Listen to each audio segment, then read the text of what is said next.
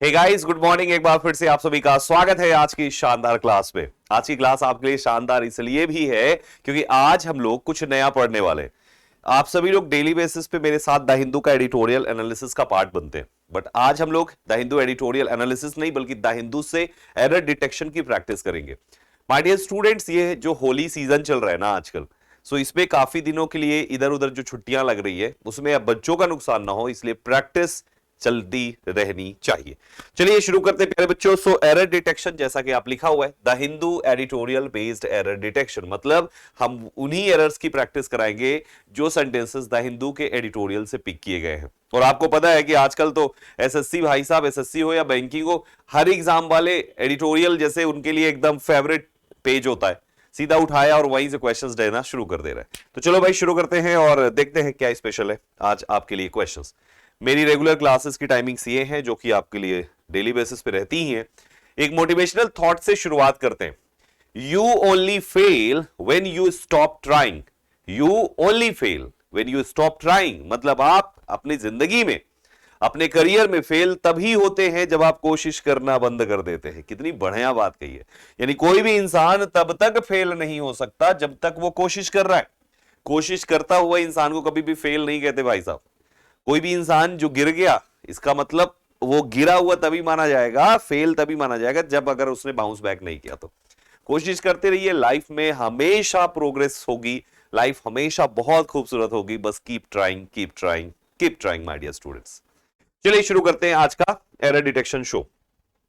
तो सबसे पहला क्वेश्चन आपके सामने, आपके एग्जाम में कुछ इसी पैटर्न के क्वेश्चंस पूछे जाएंगे, पूछे जा रहे हैं। अभी कुछ दिन पहले आपने देखा होगा सीजीएल का मेंस हुआ और यही पैटर्न एग्जाम में पूछा गया, यही लेवल पूछा गया दोस्तों, जो आज आप प्रैक्टिस करेंगे मेरे साथ। तो शुरुआत होती है यहां पे, covid 19 deaths to have very low in many states. ये आपके सामने सवाल है। एक एक शब्द को पकड़ के कैसे एरर खोजते हैं। जैसे लिखा कोविड 19 डेथ्स, ये आपकी इस जगह का सब्जेक्ट हुआ। आपने TOO कोविड 19 डेथ्स भी, ठीक है, ओके। आगे उसने लिखा हैव, है क्या है, वेरी लो। अभी ये कैसे हो सकता है प्यारे बच्चों? वेरी लो जो शब्द है वो डेथ्स के लिए बोला गया है। डेथ नाउन है तो नाउन के लिए आपने उसको बोला, तो ऑब्वियसली ये आपका एडजेक्टिव है। और एडजेक्टिव आपका जब भी आएगा वर्ब में, वर्ब टू हैव के बाद नहीं आता, हमेशा वर्ब टू बी के बाद आता है।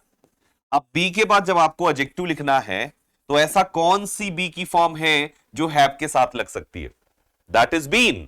तो आपको लिखना है हैव बीन वेरी लो। कहां पे? इन मेनी स्टेट्स।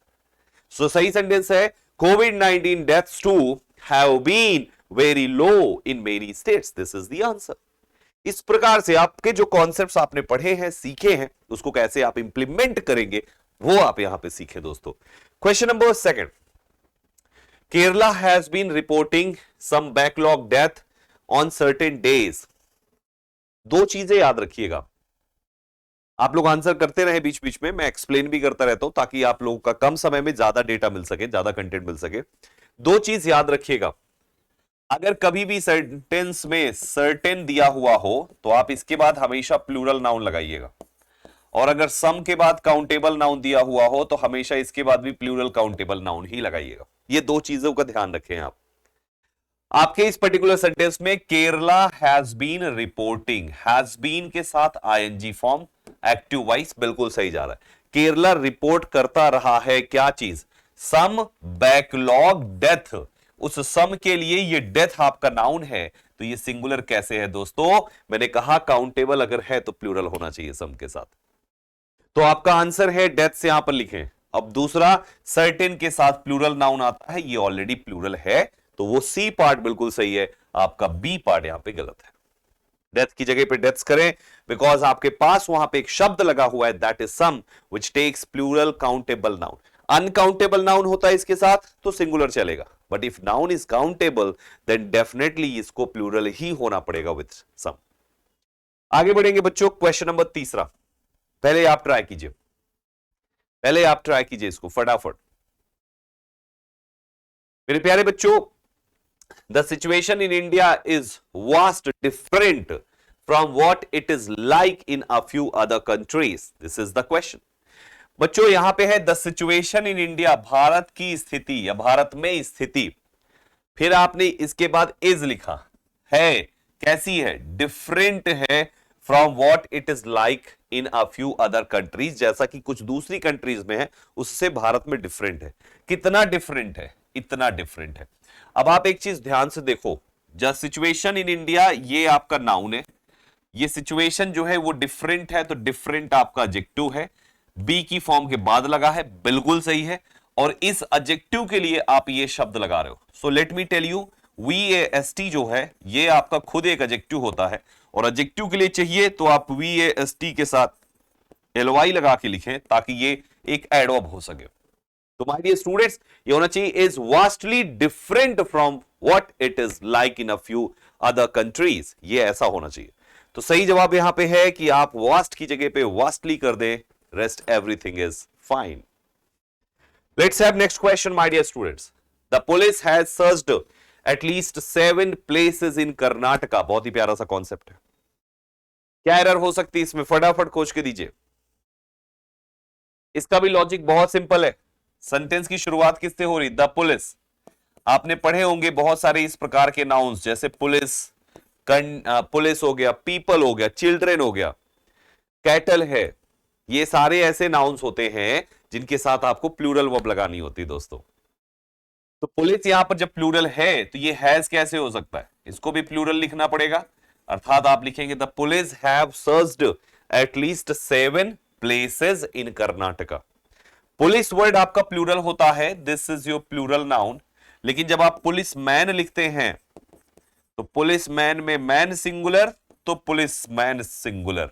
आप अगर स्टेट वाइज पुलिस लिखते हैं, जैसे आपने लिखा यूपी पुलिस, तो यूपी पुलिस ये भी आपका सिंगुलर होगा। दिल्ली पुलिस, किसी भी स्टेट वाइज कुछ भी लिखते हैं तो इस प्रकार से ये आपका, तो आपका ये पुलिस शब्द सिंगुलर कब हो सकता है, एक ये तरीका है और दूसरा ये तरीका है। दो तरीके से होते हैं सिंगुलर, बाकी अगर केवल द पुलिस लिखा है तो ये प्लूरल होगा। सो माय डियर स्टूडेंट्स, आपकी वह भी यहां पे इसीलिए हैव आएगी क्योंकि पुलिस एक प्लूरल नाउन होता। Got it? Okay, now moving further, here we have next question. Jamesha killed in a blast in his own car in Coimbatore. दिमाग दौड़ाइए, यहां पे कुछ वॉइस बेस्ड एरर निकल के आएगी इसमें। Voice based error. सेंटेंस है जमेश एक नाम है, सेंटेंस का सब्जेक्ट है, किल्ड आपकी वर्ब है। अगर आप जमेश किल्ड लिखोगे तो इसका मतलब है कि जमेश ने मार दिया, लेकिन सेंटेंस तो कह रहा है कि इन हिज ओन कार, अपने ही कार में कोयम्बटूर में जमेश मारा गया। तो सेंटेंस गया पैसिव वॉइस, और पैसिव वॉइस में जमेश किल्ड नहीं बल्कि जमेश वॉज किल्ड आप यहां पे करेंगे। सो माय डियर स्टूडेंट्स, एक वर्ब चाहिए, हेल्पिंग वर्ब चाहिए मेन वर्ब के साथ, तभी पैसिव बन सकता है। Jamesha was killed in a blast in his own car in Coimbatore. तो मिस्टेक हुई आपके ऑप्शन नंबर ए में। आगे बढ़ेंगे। Sarik had travelled to several place in Tamil Nadu and Kerala. बताएं यहां पे क्या हो सकता है। Sarik had travelled to several place in Tamil Nadu and Kerala. मैंने अभी आपको दो शब्द दिया था, सर्टेन दिया था जिसके साथ प्लूरल नाउन है, सम दिया था काउंटेबल में ये प्लूरल है, और एक और वर्ड लिखा हुआ है सेवरल। प्यारे बच्चों, सेवरल के साथ भी प्लूरल काउंटेबल नाउन यूज किया जाता है। आप देखो यहां पे सेवरल के बाद जो प्लेस लिखा है वो एक्चुअली प्लेस नहीं बल्कि वो प्लेसेस होना चाहिए। तो सही जवाब होगा places. Use places, option number B में use places instead of place. Several places is the answer. Got it everyone? तो इस तरीके से हम इसको करते चलेंगे। नेक्स्ट क्वेश्चन है, communities will have to be taken into confident. मेरे प्यारे बच्चों, जैसा कि आप जानते हो कि ये इस होली फेस्टिवल के दौरान आप सभी लोगों के लिए रिकॉर्ड किया गया वीडियो है, तो ये एक रिकॉर्डेड वीडियो है। आप सभी लोग इस चीज को बहुत अच्छे से जानते हैं, तो बेटर है कि आप इसमें, जैसे मैं आपको सॉल्व करने का टाइम नहीं देता, क्वेश्चन आ रहा है तुरंत मैं उसकी एक्सप्लेनेशन पे लग जा रहा हूं। आप वीडियो को पॉज करके आराम से क्वेश्चन का आंसर करें, फिर वीडियो को रीप्ले करें और दोबारा उसको देखकर देखिए कि आपने कितना सही और कितना गलत किया है। तो हर क्वेश्चन को पहले क्वेश्चन आती है आप पॉज कर लिया करें, ज्यादा बेहतर होगा आपके लिए। आगे कहता है communities will have to be taken into confident. गलत हो गया, टेकन इनटू लिखा है, इनटू एक प्रेपोजिशन है, जिसके बाद आपको नाउन लिखना होता है। तो ये जो कॉन्फिडेंट है ये एक्चुअली कॉन्फिडेंस होना चाहिए, taken into confidence, taken into confidence, उसको कॉन्फिडेंस बनाइए, taken plus into plus noun चाहिए, नाउन कॉन्फिडेंस हो जाएगा। नेक्स्ट क्वेश्चन प्यारे बच्चों, this question says these lines should not be allowed to restrict the movement of people। इसमें क्या है, these lines आपका प्लूरल सब्जेक्ट हुआ, should हेल्पिंग वर्ब हुई, not हुआ, be हुआ, यानी should be, अब मेन वर्ब चाहिए यहां पे।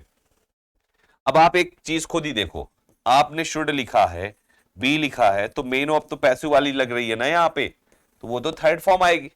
तो should not be allowed to restrict the movement होना चाहिए इन पैसिव वाइज हम हमेशा। और एक और बात, बी की फॉर्म के बाद मेन वर्ब कभी फर्स्ट आ ही नहीं सकता है। एक्टिव होगा तो आईएनजी, पैसिव होगा तो थर्ड, जिंदगी में कभी भी फर्स्ट नहीं होगा। बी की फॉर्म में be, being, been, is, am, are, was, were इतने आते हैं। तो इस बात का ध्यान रखें कि बी की फॉर्म के बाद आपको फर्स्ट फॉर्म नहीं लगाना है, या तो आईएनजी या तो थर्ड। फर्स्ट दिख गया तो आंख बंद करके टिक करो, जो कि वहां पे था तो एरर हो गई वो।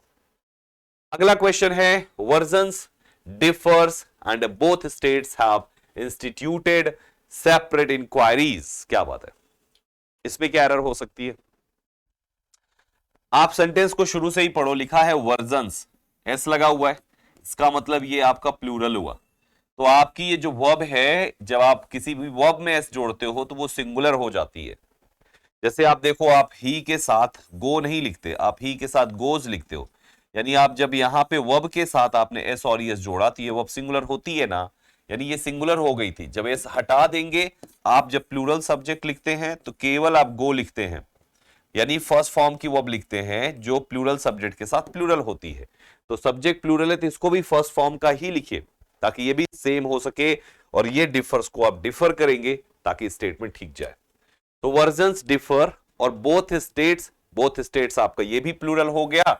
आप देखो प्लूरल वर्ब लगी है, इंस्टीट्यूटेड क्या चीज को, सेपरेट इंक्वायरीज को, तो बाकी ठीक है। मिस्टेक ऑप्शन नंबर केवल इसमें थी।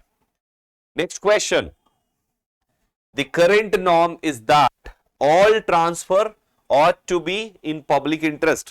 That's also very simple। मैंने अभी आपको तीन शब्द दिए, several, some, certain। ये तीन वर्ड्स के बाद प्लूरल काउंटेबल नाउन आता है। एक और वर्ड आपको यहां पे मिलेगा, चौथा word, the current norm, singular हुआ, सिंगुलर वर्ब लगाई, इज दैट, ऑल लिखा, ऑल के बाद क्या आता है, ऑल मतलब सभी, काउंटेबल लगाएंगे तो प्लूरल चाहिए, यहां पर तो था ही नहीं, तो उसका चौथा वर्ड आपका ये ऑल है, जिसके साथ आपको नाउन प्लूरल लिखना होता है। जैसे all boys, all the boys, all teachers, all the teachers, मतलब काउंटेबल नाउन ऑल के साथ प्लूरल ही तो लिखते हैं दोस्तों। सो मिस्टेक थी आपके वहां पे, ट्रांसफर की जगह ट्रांसफर्स होना चाहिए। All transfers ought to be in public interest। This is the answer. Next question है, ट्रांसफर ऑफ जजेस may be needed for exchange of talent into the country। Come on everyone, सोचिए क्या हो सकता है भाई। ट्रांसफर ऑफ जजेस का ट्रांसफर मे बी नीडेड की जरूरत पड़ सकती है, फॉर एक्सचेंज के लिए, of talent, exchange of talent के लिए पूरे देश में। तो क्या पूरे देश में आप यहां पे किसी प्रकार के मोशन की बात कर रहे हैं क्या? नहीं ना, आउटसाइड टू इनसाइड मोशन तो करा नहीं रहे, तो जाहिर सी बात है इनटू नहीं आएगा, बल्कि यहां पे अक्रॉस का यूज किया जाएगा, अक्रॉस द कंट्री, यानी पूरे देश में, that is across. Next, the power of transfer has always been seen as a possible threat to judiciary independence. इसको सोचिए, बहुत ही प्यारा सा कॉन्सेप्ट इसमें भी है। किसी भी नाउन के पहले उसका क्वालिफायर एडजेक्टिव बन के लगता है, you know it very well. अब यहां पे देखो क्या है, the power of transfer, singular subject हुआ, सिंगुलर वर्ब लगा दी गई, हैज ऑलवेज बीन, ठीक है, सीन, हैज बीन सीन, देखा जाता रहा, एज अ पॉसिबल थ्रेट, एक संभावित खतरे के रूप में, किसके, टू जुडिशरी, और यहां पे इंडिपेंडेंस। जब इंडिपेंडेंस आपका नाउन है तो ये शब्द आपका एडजेक्टिव होना चाहिए, तो जुडिशरी नहीं बल्कि जुडिशियल इंडिपेंडेंस होगा। मिस्टेक है उसी में, जुडिशियल एडजेक्टिव है और जुडिशरी आपका नाउन है। जब ये नाउन है तो वो एडजेक्टिव बनेगा ना नाउन के पहले, जैसे tall boy, smart girl, intelligent student, वैसे ही वहां पे जुडिशियल इंडिपेंडेंस हो जाएगा। Next question, the latest tweak in small savings rates do not make the cut. That's also very simple. थोड़ा सा मतलब अगर ध्यान से एक एक शब्द को पढ़ते हुए करेंगे तो आपके लिए बहुत इजी होगा। जैसे द लेटेस्ट ट्वीक है तो ये आपका यहां पर सिंगुलर हुआ, इन स्मॉल सेविंग्स रेट्स में अब आपने यहां पे प्लूरल वर्ब लगा दी। जब वो सिंगुलर है तो आप सिंगुलर वर्ब यूज करेंगे, यानी क्या होगा यहां, does not make the cut. This is the answer, does not make the cut प्यारे बच्चों। सो इन दिस वे इसका आंसर ये ऑप्शन नंबर बी है, टू की जगह पे डज यूज किया जाएगा। Next, households stopped parking their saving in such banks. प्यारे बच्चों, आप जब बैंक में खाता खुलाते हो तो आपका खाता क्या होता है, कैसे कैसे आपके खाते होते हैं, सेविंग्स अकाउंट, करंट अकाउंट, ऐसे ही होते हैं ना।